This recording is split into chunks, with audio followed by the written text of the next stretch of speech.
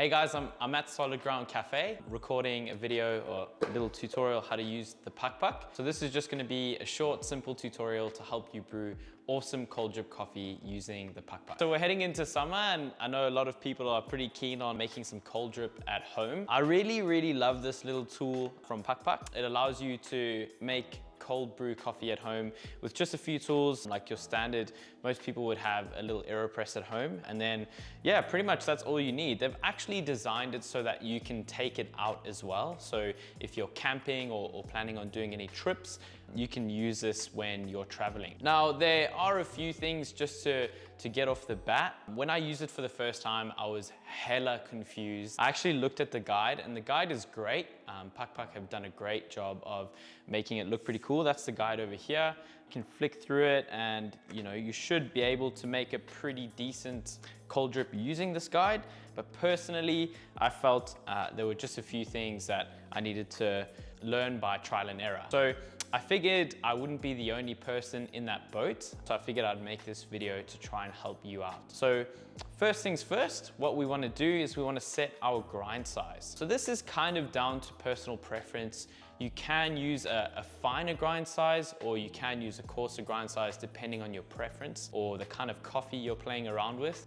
For the coffee we're going to be using this coffee from Zest Coffee Roasters. It's an Ecuadorian coffee, so I would say that we would probably want to be sticking to a more coarse grind size to bring out the sweetness in that coffee. So on my Comandante, I'm going to set my grind size to about 18 to 20 clicks. It might be different on your grind size, but keeping in mind it really depends on the kind of coffee you like. I think just as a general rule for cold drip coffee, I would go with a filter grind size. So I'm gonna set my grind size, 8, 9, 10, 18. Cool. And now what we wanna do is we want to dose our coffee. So PuckPuck recommends you use 38 grams, and that's what we will be doing today because I think that's a great starting point for cold drip. But it comes down to personal preference. What I would generally recommend is that you stick to a brew ratio. If you like your coffee a little bit more with more body, you can stick to a lower brew ratio like 12:1.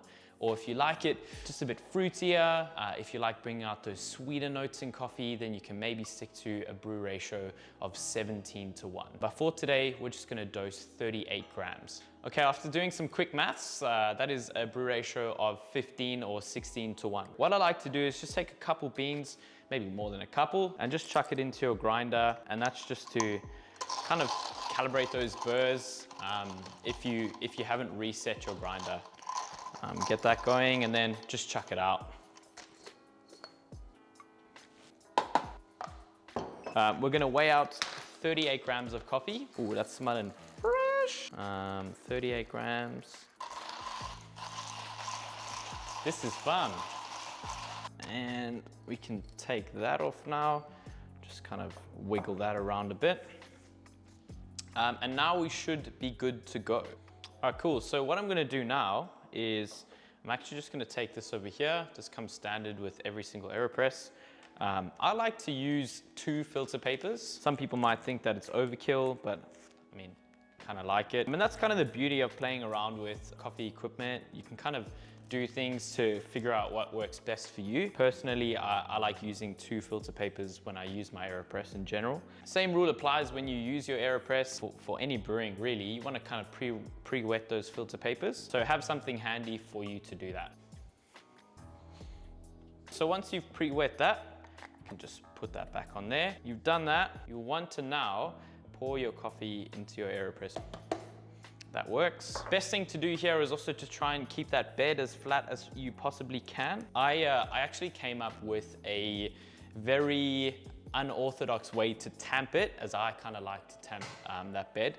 But in this case, we won't be tamping for today. We'll just be going without tamping. So from here, and this is probably the part that I found most confusing, was actually using this little piece here. So you can take it off like that. You just twist it, and they say in the manual, splash filter, what you have to do with this splash filter is you've actually got to put it inside. You've got to put it inside like that. Now all you have to do is I would take it off the scale because you don't want to break your scale. Put that over there. put this on top. Can use a bottle instead of this over here. And you want to pour 500 mils. A lot of people recommend you pour 500 mils and then you put the ice in immediately. Personally, I like to put ice in after I've used my cold drip. So I like to pour just on 500 mils. What's really cool is there's a little marker over here on the side for you to see where to stop pouring. So I'll do that. That's at 500 mils. And now this is where you kind of have your fun. Start to adjust the drip rate. And you can adjust it until you start seeing the first drip. I think PuckPuck also have an app that you can use to kind of gauge on the drip rate, but I kind of like to just go off of my eye and visuals. Perfect, like that. You know, this is a feel thing. You can dial it in and make it super crazy, but usually for me, I find cold drip, you know, it's kind of that like fun beverage. It's like the cocktail at a party. So I don't usually try to focus too much on recipes. And I just thought I'd put this together to help you with your first time using the PuckPuck. So I hope this has helped you, and I hope you make pretty rad cold drip this summer.